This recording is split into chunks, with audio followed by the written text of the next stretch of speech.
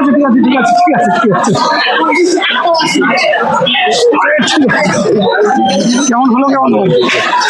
আমি বলেছিলাম তো গান্ধী স্কুলের কোশ্চেন কিন্তু লোকসাহিত্য থেকে নাও দিতে পারে, মেরিট জাজ করার জন্য ঘুরিয়ে দেবে। আর যুক্তিতর্ক স্যার ওটাই ছিল, আপনার ওইখানে ছিল নোটের মধ্যে। কেন ভূষণ ভট্টাচার্য তো কমন ছিল, বিহারীলালও কমন ছিল। আপনার অত পড়িনি। আর বন্ধুগুলো গেল কই, বাকিগুলো কই? ওইদিকে আছে ডাক্তার। আয় তাহলে টাটা, সব ঠিকঠাক লিখেছিস তো? আপনি পড়িয়েছিলেন, দেখা হবে তাহলে।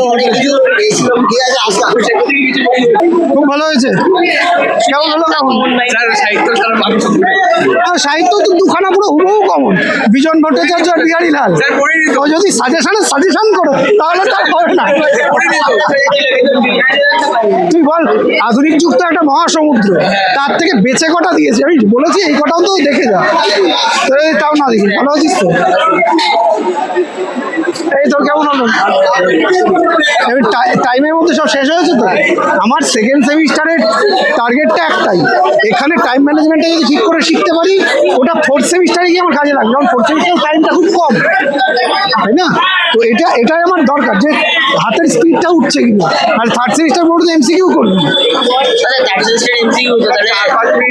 কেউ যদি ভাবে এমসিকিউতে পড়তে লাগে না, এবারে 12-এ যারা থার্ড সেমিস্টার দিয়েছে তাদের সাথে কথা বলে নিস, বুঝতে পারবি।